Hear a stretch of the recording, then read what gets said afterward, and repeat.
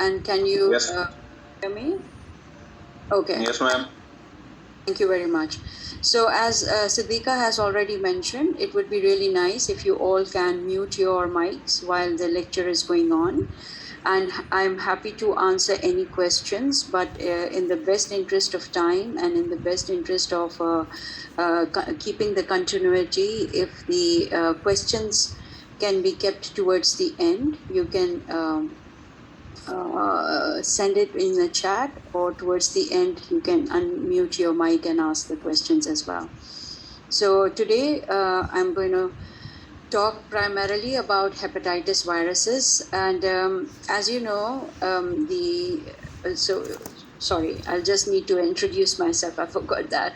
I'm Dr. Iram Khan. I'm a professor in microbiology at the Department of Pathology and Laboratory Medicine at Aga Khan University. As a microbiologist, both bacteriology, virology, mycology is the area of interest, but virology is my expertise. So here we go with the topic, that is the viral hepatitis. This is not moving. Just hold, please. I think this is pitched down.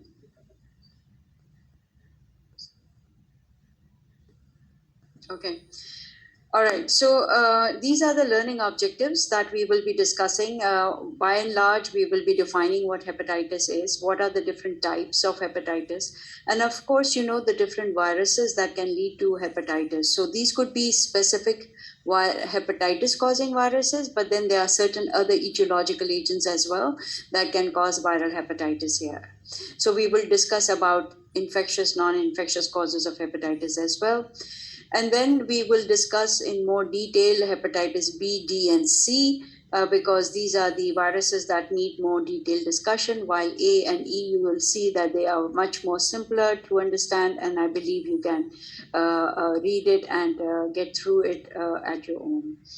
The scope of the disease, signs, symptoms, risk factors, and interpretation of lab diagnostics. These are the main areas that you need to know at part 1 level for both B, D, and C more specifically. All right, so we start with what is hepatitis, and I'm pretty sure you guys know what hepatitis is. You can type it in your chat boxes, your responses, and I will see how you respond to it. So what is hepatitis? Anyone, just put it onto your chat box. So primarily, the term hepatitis, as you all can see, the word hepa means liver, and itis means that it is inflammation. Very good. Yes, you all are right. It is inflammation of liver. Now, this inflammation could be because of viral causes or could be because of non-infectious causes as well. Okay. Now, what it means that specific viruses, when they inflame the liver becomes far more rugged and swollen. So if you see on your left-hand side, the liver outline of a healthy liver, which looks very clear, glistening, and intact, whereas when the liver gets infected by the viruses, it becomes over a period of time, that is, as the chronicity goes on, there is a scarring, there is a lot of a lot of scarring, which leads to loss of glistening effect of the normal healthy liver. So the liver surface appearance appears more rugged. And then in certain patients, it may also lead to development of hepatoma, which appears like a mass within the liver. Now, you can see that the causes of inflammation could be infectious and non-infectious. Among the non-infectious, most common causes are drugs, toxins, and of course alcohol. All these will produce similar findings in the liver, just like infections. Okay, so that is why it is important to rule out both infectious and non-infectious causes of the liver. Within the specific viral hepatitis causing viruses, you have this number A, B, C, D, and E, which there are found many others as well, but from the medical point of view and from more important point of view, these are the ones which are more commonly applicable, and we will be discussing them.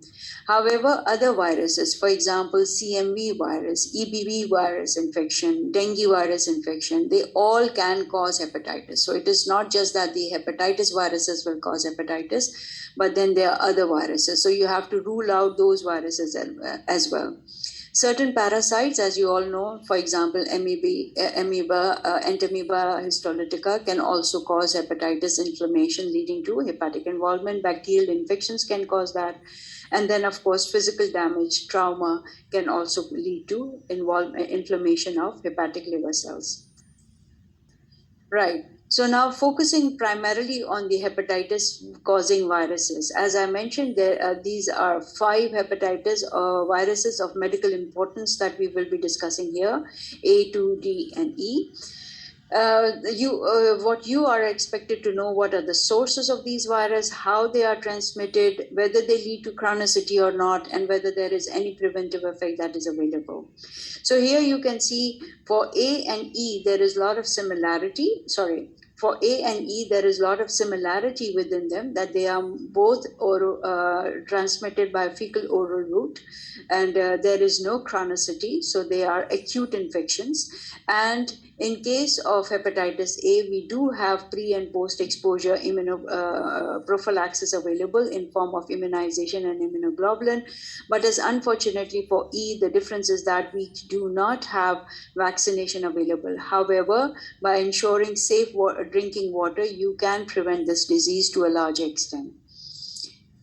In case of B, C, and D, these are far more have most of their effects, similarity in their effects, that 3 of them are blood and body fluid based transmission, that is their source, and route of transmission is primarily percutaneous or permucosal. So either they are during the transfusion reactions or during the use of sharp injuries. All 3 of them can lead to chronicity, and primarily in case of these 2, the hepatitis B is the only one where you have immunization available, but unfortunately for C and D, the only preventive measure is to do proper screening. Okay?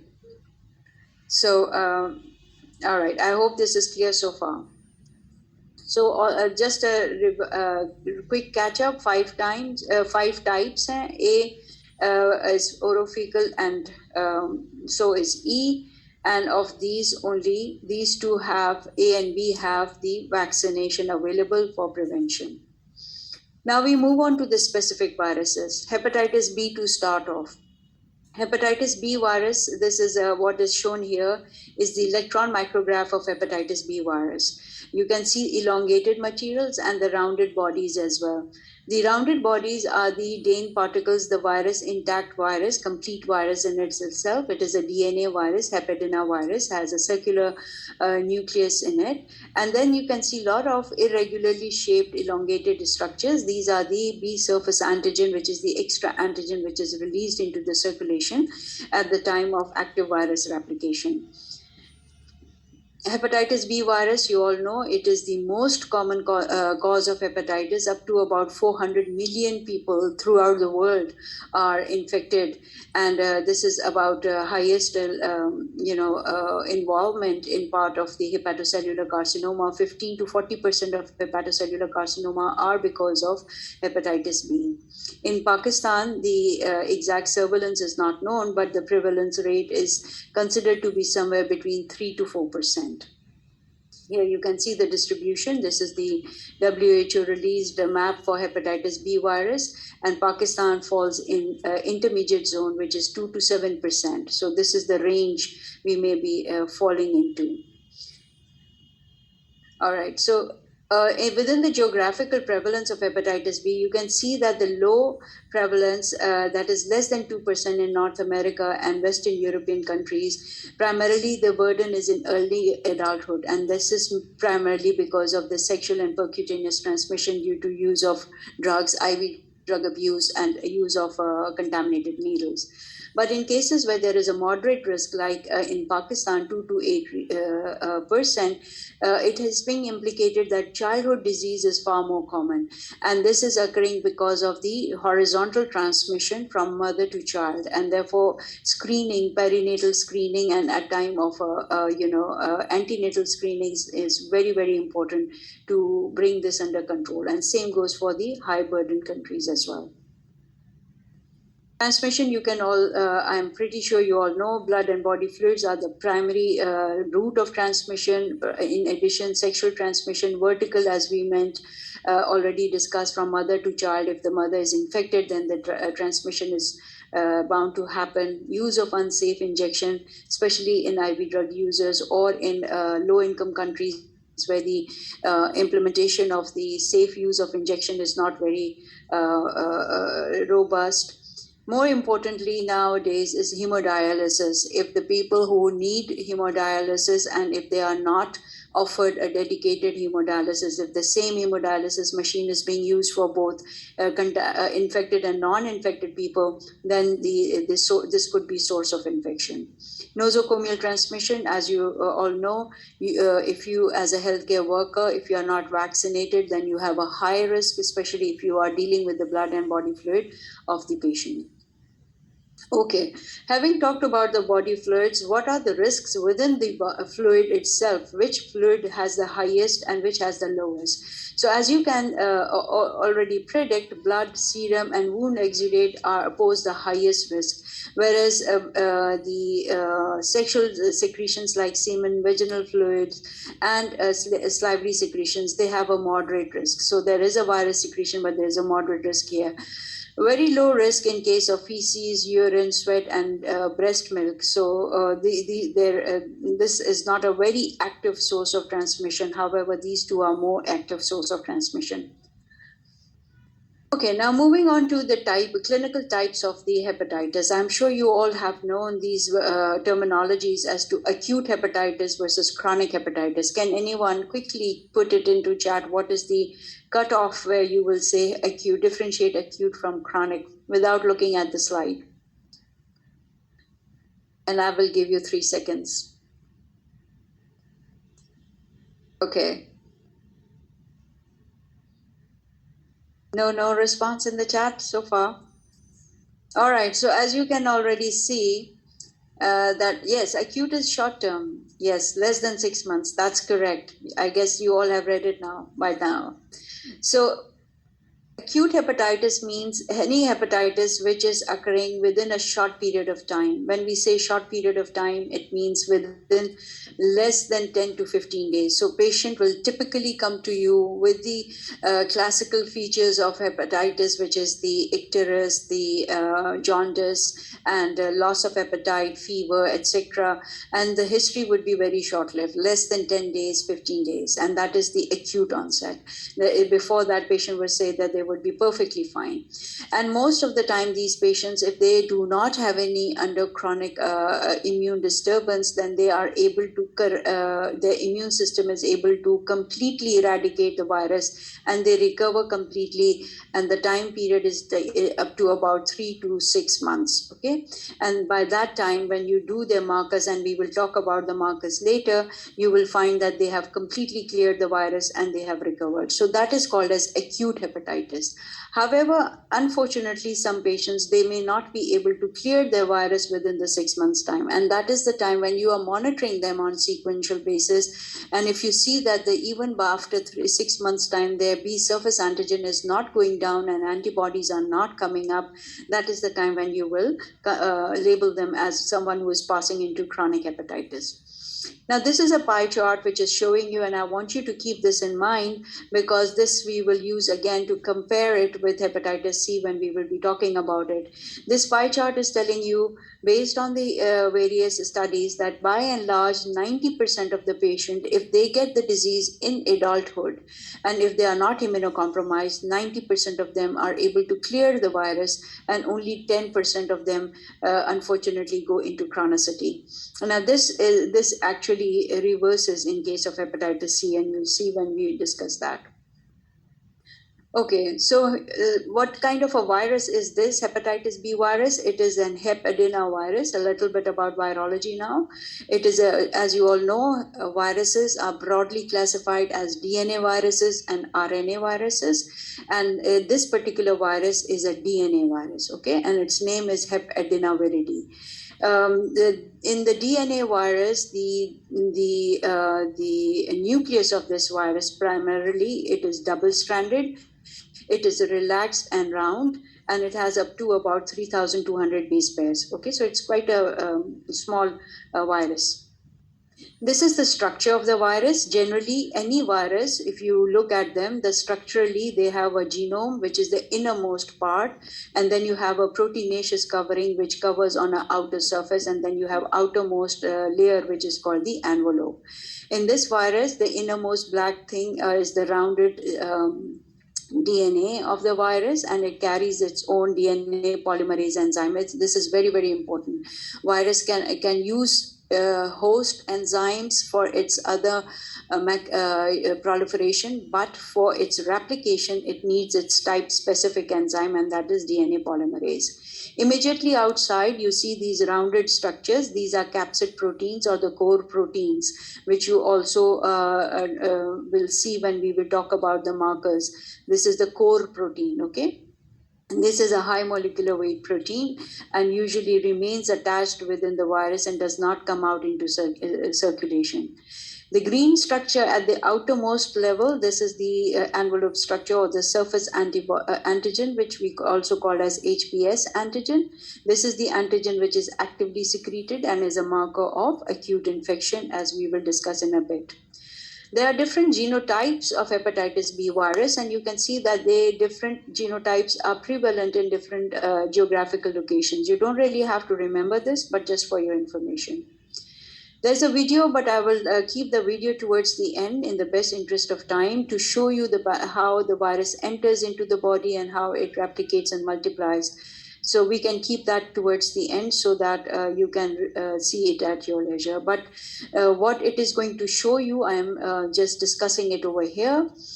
So virus has its specific receptors onto the hepatic cells. These are the sodium taurocolate co-transporting polypeptide. And you can understand very well with its name that it is the same receptor which is used for transmission of the bile salts inside the hepatic cells. Therefore, the reason why these viruses are primarily have the tropism for hepatic cells, okay? Once it enters into the cell, the virus uncoats, which means that the outermost coating has to be removed in the cytoplasm. And then the DNA, because it is a DNA virus, it goes into the nucleus. Within the nucleus, the DNA of this virus converts into a more rounded structure, which is called as covalently closed circular DNA. Okay, when it is in the virus, it is slightly loose, but once it enters into the human DNA, it becomes completely closed and then acts as a nucleus-like material which is independent of the human DNA itself and replicates actively.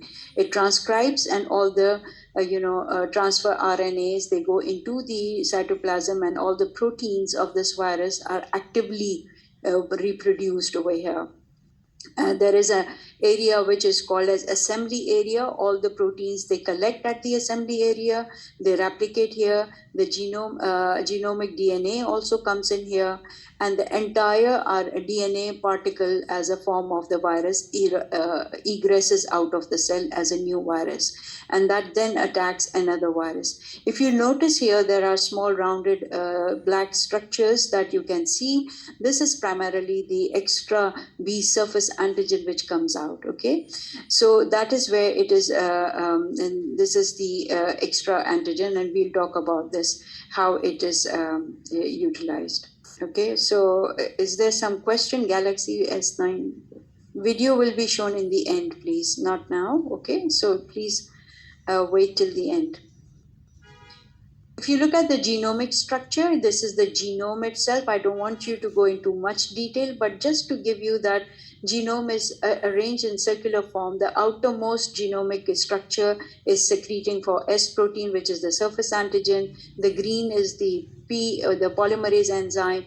But pay attention to the C antigen over here, which is coding for the capsid protein, and a small antigen here, blue area, which detaches and then encodes for a small protein which is called E antigen. Okay, so core protein is a large molecular weight protein. It does not come out from the hepatic cell. However, a small protein which detaches from its main gene and then is transcribed, it is called E antigen. That comes out from the hepatic cells into the circulation and is an indirect marker for active viral replication. Okay, so whenever you see E antigen, that is telling you that there is an active replication going on. It is detaching from its main genome and then is being transcribed. Okay, I hope it is clear so far. Any quick questions that you may have, or we will move on to the diagnosis, how you will diagnose, and what are the markers that you will use, both antigen and antibody markers. Okay. The first and foremost, when a patient comes to you, if you are sitting in your clinic, patient comes and presents to you with these signs and symptoms, when you're thinking that this could be hepatitis, and if you're thinking it is hepatitis B, the first thing you should go for is B surface antigen. Okay, and why surface antigen? Because as we have ascertained that this is the antigen which is actively secreted from the infected cells, so you can easily pick it up when the person is acutely infected or even in chronic infection. So it is a marker of infection of hepatitis B virus, both acute and chronic hepatitis, and is also the indicator of infectiousness. So whenever you see B surface antigen, you can say that this patient is highly infectious. Now, core antigen. As I have already mentioned, core antigen is a large molecular weight antigen. This antigen does not come out into circulation. So you do not test for core antigen.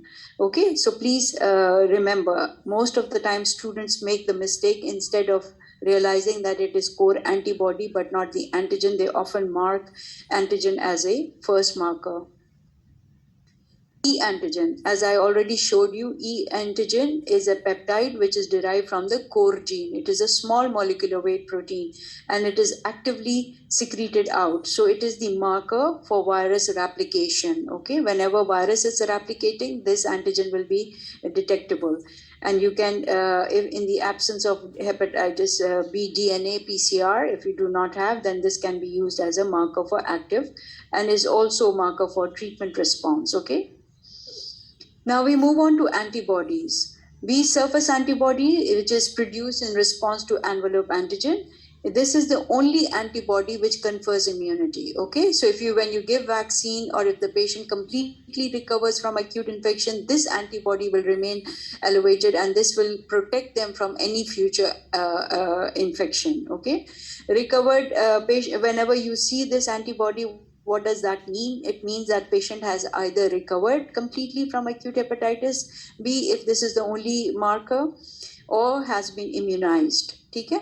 However, patients who become infected, sometimes they lose this over a period of 5 to 10 years. So patient may say कि नहीं doctor साहब, मुझे तो hepatitis B infection हुआ था पास में, मेरी antibody क्यों नहीं है? तो वो dip down हो जाती है, and then it comes back, and that takes like 5 to 10 years. But that doesn't mean they are not protected. If they even get the infection again, the antibody, the memory cell kick in again, and antibody development takes place again.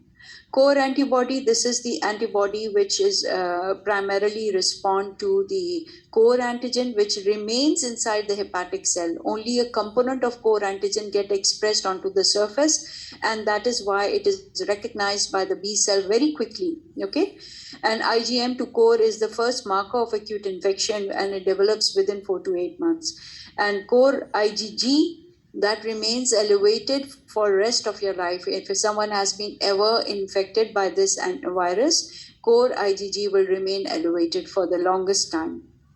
But core IgG is not protective. It does not protect you for the next infection. E antibody again it shows the clearance of the virus. जब E antibody आएगा उसी time पे E antigen should go down. So that will tell you that the virus is patient's immune system is clearing this virus. Okay. And DNA, of course, DNA is the direct indicator that the virus is actively replicating, and you can detect DNA by means of PCR. And the DNA levels are also used by clinicians to assess the effectiveness of the therapy. All right, now this is the schematic diagram of what we have already discussed. This is the acute case of the virus with complete recovery. So what will happen? You see, when the patient is in the incubation period, at that time patient develops prodromal symptoms. It is almost 3 weeks by the time they develop jaundice. They come to you. At this point in time, the surface antigen, if you ask them to get the hepatic profile done, surface antigen would be at the highest end, whereas the only antibody that you will be looking at in acute case, it would be core IgM. Surface antibody does not develop until about at least 32 weeks after infection. And this only happens when the surface antigen has gone down significantly. Okay. Why do you think it takes this much time before surface antigen goes down and antibody comes up? There's a lag of up to about, say, 3 to 4 weeks time. Quickly कोई chat में डाल सकता है, why do you think it is taking this much time? This used to be called as window period. When the antigen has gone down and antibody has still not come up, this used to be called as window period, when we did not have any assays like core IgG. Now we have core IgG and core IgM. So there is no more window period here. You can always detect it. But can anyone give me the reason why it is taking this much time? And why antibody to core is coming so early? You have 3 seconds. All right. So I don't see any answers here.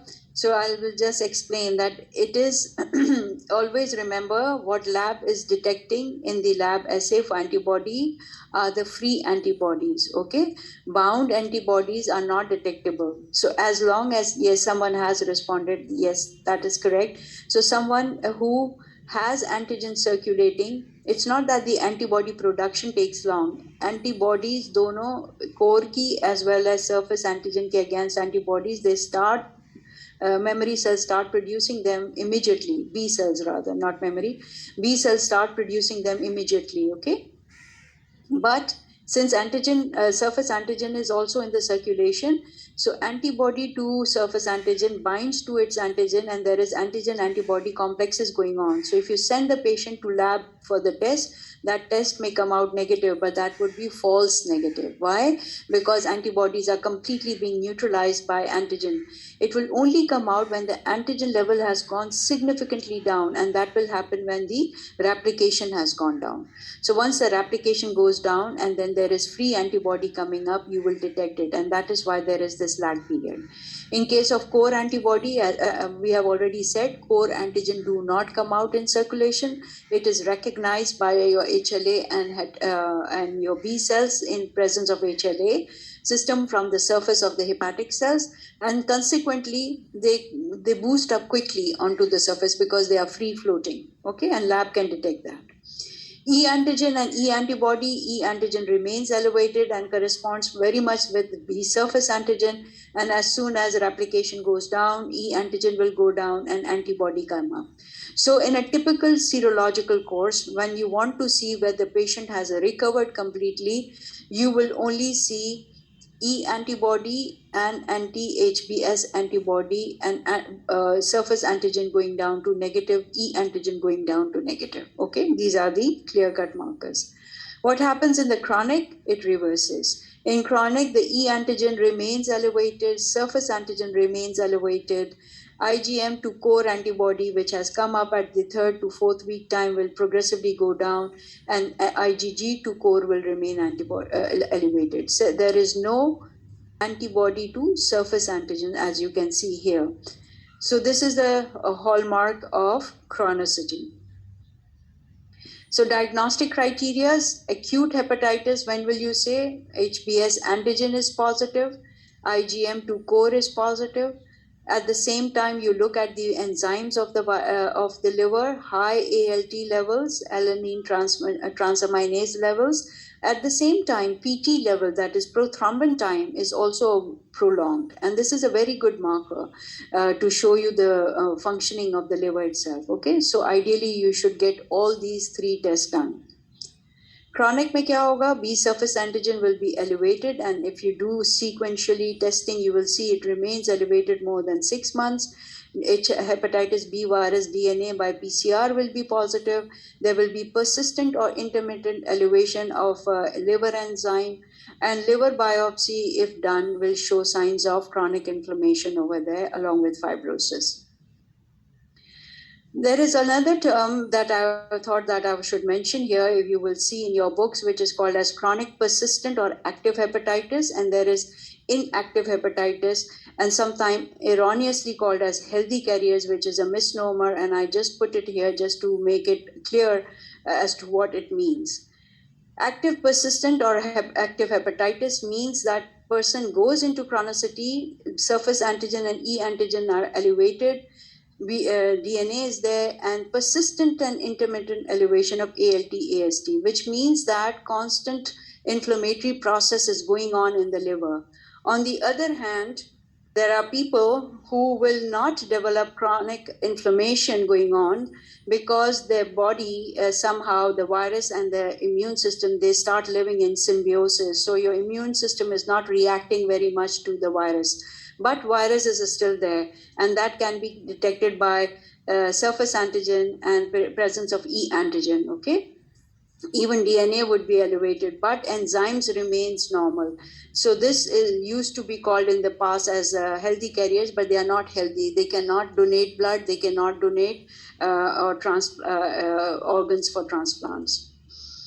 So these are the diagnostic criteria. B surface antigen carrier state. Sometimes people ask, what is the carrier state? Carrier state is again the same people who have surface antigen positive, E antigen sometimes intermittently changed by E antibodies, so they get a false impression that they have cleared the virus. But if you do their DNA testing, they will have DNA positive.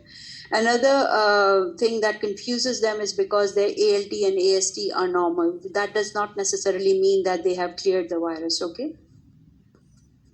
When will you call that hepatitis B virus has been completely resolved in acute cases? This happens when you only see surface antigen to be negative. That is the marker. And hepatitis B virus DNA is completely negative. The two important markers that you must keep in mind. E antigen completely negative, E antibodies should be positive, and liver enzymes which were initially elevated should go down back to normal. Is that so? This brings us to the end of the hepatitis B virus. Now we move on to another virus which is called D virus, and D virus is often called as defective virus or dependent virus. Why defective and dependent? Any question? Zaveria, please mute. Oh. Someone doesn't like this hepatitis talk at all. Started crying.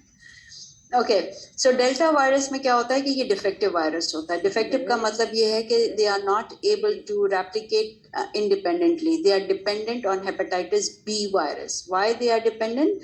Because they are unable to make the envelope antigen, जो S antigen, जो hepatitis B surface antigen हमने बात की थी, जो release होता है circulation में, वो surface antigen as a capsule or as a envelope use hota hai by delta virus. Okay, and that is the envelope which is required by this delta virus to bind to hepatic cells and to enter into the hepatic cells. That is why this virus is very much dependent on the hepatitis B virus. इसीलिए या तो ये co-infections के साथ होता है या super infection. We'll talk about that. This is the structure. You see this delta virus. It's an RNA virus and has a B surface antigen outer layer and delta antigen inside. Okay. तो किस तरह से infection होगा? दो तरह से, या तो वो को इन्फेक्शन हो सकता है या सुपर इन्फेक्शन हो सकता है। को इन्फेक्शन का मतलब ये हुआ कि जब पेशेंट को फर्स्ट टाइम इन्फेक्शन हो रहा है, when they are getting infected either through contaminated needle और through contaminated blood, it contains both. DNA भी है, उस डेल्टा वायरस भी उसके अंदर है और बी वायरस भी है, so it explains very well that both of them will cause infection at the same time. However, there are people who have previously been infected only by B virus. So पहली first time जब उनको infection हुआ तो वो B virus से हुआ, वो chronicity में चले गए, और secondarily they get reinfected by Delta virus. Most commonly this is seen in people like drug abuser, IV drug abusers who are sharing the needles, or people who are on chronic dialysis where their dialysis machine has been contaminated machine has been used, so they get reinfected by Delta virus. Okay. And sometimes also because of the sexual contact also. So these are the common mode of transmission. Biologically, if you look at the time temporally how it goes, so first and foremost you will see that the surface antigen will always be there. So किसी को भी delta virus का infection on its own नहीं हो सकता। जिसको भी delta का वायरस होगा, इन्फेक्शन होगा, वहाँ पे सरफेस एंटीजन का होना लाजमी है, which means that the patient already has hepatitis B virus. Okay, and then if you do the DNA testing by PCR, you will see delta virus and available there. अगर ये super infection है तो ये उन मरीजों में होगा जो क्रॉनिक हेपेटाइटिस बी वायरस पे थे, अपने ALT AST उनके ऑलमोस्ट नॉर्मल या ट्रांजिएंटली एलिवेट हो रहे थे, but with super infection there will be a sudden decrease और डिकॉम्पनसेशन ऑफ लिवर फंक्शंस। ठीक है, सारे लिवर फंक्शन डिकॉम्पनसेट हो जाएंगे। उस वक्त आपको स्ट्रांगली सस्पेक्ट करना चाहिए कि इस मरीज को हो सकता है कि सुपर इन्फेक्शन हो गया हो with delta virus, and you must get their delta virus DNA और antibody IgM tested to see if they have been infected. Okay, so this is how the super infection will appear. So that is all about hepatitis B and D. Now we will move on to hepatitis C virus. Hepatitis C virus जो है वो RNA virus है, unlike B virus. This is an RNA virus. This has a highest distribution worldwide, and the highest number comes from Egypt primarily. Pakistan में 10 million के करीब Pakistan is the average people who are infected, and the prevalence rate is somewhere around 6%. So it's a huge burden on Pakistan itself. Unfortunately, we do not have vaccine against this virus. This virus belongs to family called flaviviruses, और ये वही family है जिसमें dengue virus भी आता है, लेकिन the difference is that dengue virus is transmitted through mosquito bite, but this virus is not transmitted through mosquito bite. It is primarily transmitted through body fluids. Okay. Natural targets of course hepatocytes हैं, और इसका अपना जो है proof reading की वजह से बहुत सारे serotypes हैं. That is why developing the vaccine is very difficult in this. This is the structure of the virus, a single long strand of RNA that translates transcribes and translates into large polyprotein. ये बहुत बड़ा सा एक protein बनाता है, और फिर वो प्रोटीन छोटे छोटे प्रोटीन्स में break out हो जाते हैं once they enter into the cytoplasm. Some of them form the core proteins, other form the E is for envelope proteins, and NS are the non-structural proteins which are primarily enzymes. So आपको ये सब याद रखने की जरूरत नहीं, but you definitely need to remember that this is an RNA virus and this is a Flavi group of virus. Because there are different genotypes, 1A to up to 6. These genotypes help in predicting the response to antivirus. So कुछ genotypes अगर आपको infection हो, जैसे 1A, 1B, treatment is usually very difficult. Eradication is often very difficult. But now with new therapies coming up, इन पे भी control हो रहा है. In Pakistan, primarily type 3 prevails, and control of this virus is relatively easier. Treatment is easier. Incubation period इस virus का 7 to 8 weeks है, longest incubation period है इसका. Acute illness बहुत कम लोगों में होती है, जैसे मैंने आप लोगों को पहले भी बताया. Unlike hepatitis B virus, in case of C virus, patient presentation is very subtle. Most of the time लोगों को पता ही नहीं होता कि वो इन्फेक्ट भी हुए हुए हैं. अक्सर क्या होता है कि जब वो ब्लड डोनेट करने के लिए जाते हैं और वहाँ पे स्क्रीन होता है, उनको पता चलता है कि वो हेपेटाइटिस सी पॉजिटिव हैं. सो एक्यूट फेज में डिजीज इतनी माइल्ड हो सकती है. जब वो क्रॉनिसिटी में चले जाते हैं तो disease can present with non significant symptoms like early fatigability, यानी थकावट, सिर्फ ये कि बहुत जल्दी थक जाते हैं. This is the typical finding that you find within these patients. And most of these patients, up to about 60 to 85%, unfortunately go into chronicity. 70% of the chronic hepatitis of these 15 to 20% will develop cirrhosis over a period of time. So it doesn't happen within few months, but it takes years and years until they decompensate and then they die because of the hepatic failure. And most of the time mortality is because of the chronic liver disease and because of the decompensation of the liver. If you recall the chart that I showed you in hepatitis B, you can compare that with here. This is completely reverse. वहाँ हमने दिखाया था कि only 10 to 15% जो हैं वो chronicity में जाते हैं, बाकी सब recover कर जाते हैं. यहाँ बिल्कुल उल्टा है.